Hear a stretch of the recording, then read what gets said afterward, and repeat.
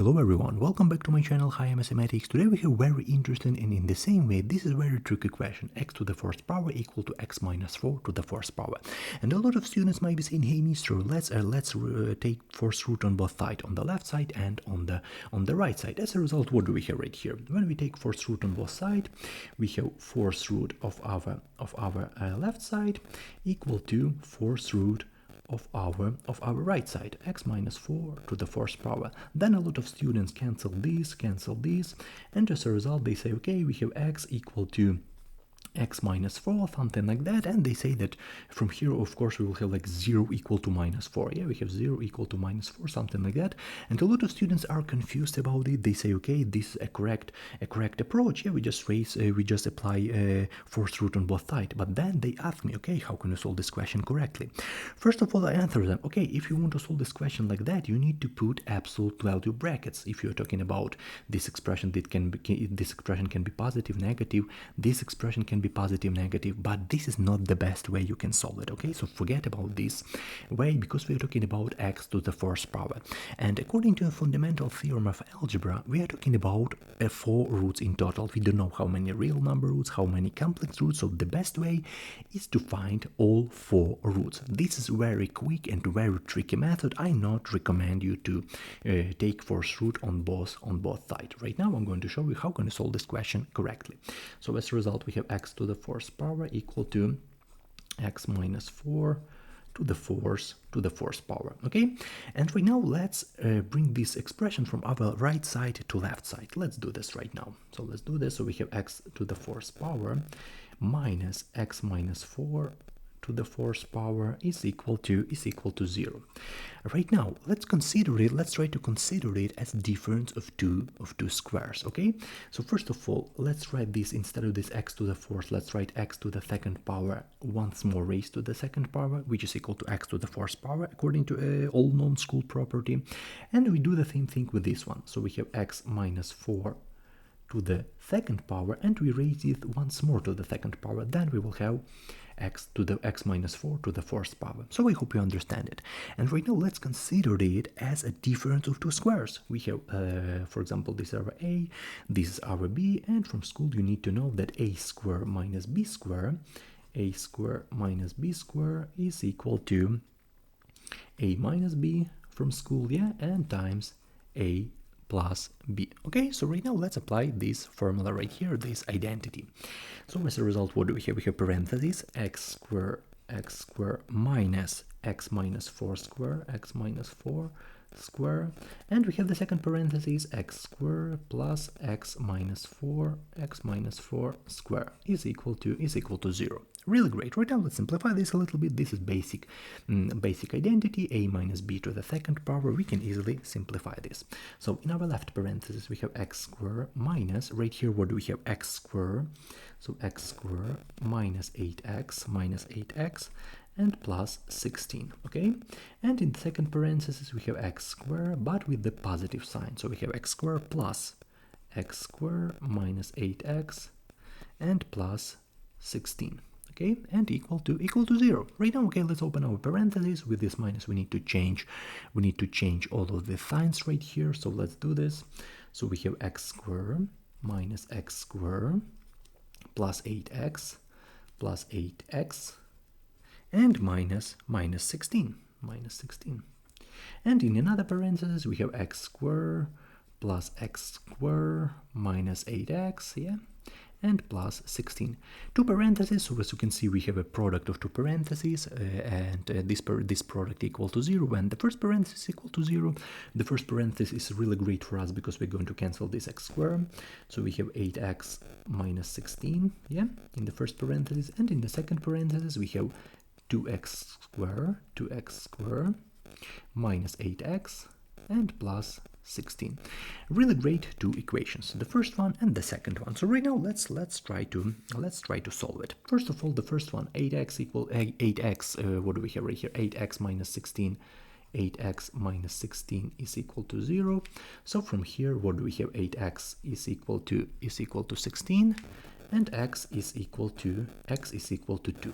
This is our first root. We can easily find this root in this equation with absolute value. Yeah, we can easily solve this question like that according to absolute value. But with this method, you cannot find these roots which hides in this quadratic equation. So we have 2x squared minus 8x and plus 16 is equal to 0.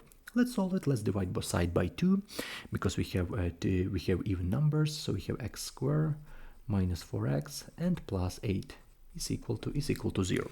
Right now let's find our x first. Sorry, right here we have x first, so let's find our x second and third, because right here in quadratic equation we will have two roots. Let's do this. So we have minus b plus minus square root of d and all over 2a. Let's plug in each of these elements into this spot. So we have right here minus b, we have right here minus 4 plus minus square root of discriminant. We have b squared minus 4ac. Yeah, we have right here b squared minus 4ac minus 4 square minus 4 times 1 and times 8. Yeah, and right here we divided by 2a, by 2 times 1.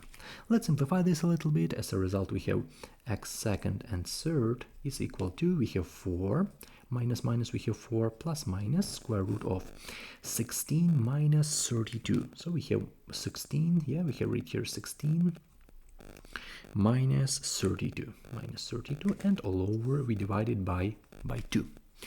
Let's simplify this a little bit. We have x second and third equal to, we have 4 plus minus square root of minus 16, which tells us that this is our complex solution. So it is also a really great thing that we find these complex roots.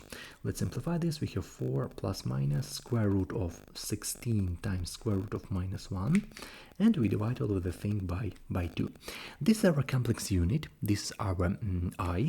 So this is our I, and as a result we will have looks like our answer. We have x second and third equal to, we have 4 plus minus, right here we have square root of 16 equal to 4 times I and divided by 2. We can easily divide it by 2. This numerator can be divided by 2, so we have right here 2 and right here we have 2. So our answer is 2 plus minus 2i, and this is our final answer to this question. Let's write our final answer. So our answer to this question, x first is equal to 2. Okay, x first is equal to 2. X second is equal to, let's go with the plus sign. So we have right here our 2 plus 2i, and x third is equal to 2 minus 2i. These two roots are complex roots. This one is real number root, and this is the trickiest moment right here, because when you solve this question like that, right here, there's no way you will solve it. You will find complex solutions. So this is very I don't recommend you this method. I don't recommend you this approach. Try to factor it. Try to find a formula: difference of squares, sum of two cubes, difference of two cubes. And as you can see right here, we solve this question completely and step by step. And after this answer, you can easily say, I solved this question completely. I find all possible solution. Okay, we have real number and we have complex solutions. Right now you can easily see a graph to this question. You can see these points of intersection. You can easily see this complex plane, which tells us that we solved this question absolutely correct. In the end, let's check our solution. Let's check our root right here under this answer section. Let's check our solution. We have x to the fourth power equal to x minus 4 to the fourth power. Let's check it. So we have x first equal to 2, and we will check only our real number solution. So we have right here 2 to the fourth power equal to 2 minus 4 to the fourth power. Okay, 2 to the fourth power looks like this is our 16 equal to, and we have 2 minus 4 equal to minus 2. Okay, we have minus 2 to the power 4, which is a great check for us, because minus 2 to the fourth power, these are the same as 2 to the fourth power, because we are talking about even numbers, so we can easily cancel this minus. So from here we have 16 equal to 16, which is also really great. So as you can see on the first side, where is the question? We can easily solve this question. A lot of students might be saying, okay, mister, we can easily raise both sides. We can easily take this first root on both sides. You can easily do this. Somehow you can solve this question, and from here you will have x first equal to 2 with this absolute value brackets. So we can easily find this x first equal to 2. But what about complex solutions? In math, we're interested in the full solution. We are not interested only in real number solution. So right here, complex solution, you can easily forget about this complex part. How can you solve this question with the complex? This is very easy and tricky move for us. And I hope you understand my explanation. I hope you learned something new, but definitely don't feel bad if you got this wrong. If you have a question, if you need help with any of these classes, I have a lot of videos on my YouTube channel, maybe like more than 300 questions, so I hope you will enjoy it. Thank you everyone for supporting my channel. We have a great family right here, almost like 85,000 subscribers. I really appreciate it, and I want to say thank you everyone for supporting me, for watching my channel, for writing your response, kind response, bad response. It depends of course on my content, if you appreciate it, if you don't appreciate it, but I appreciate each type of this response.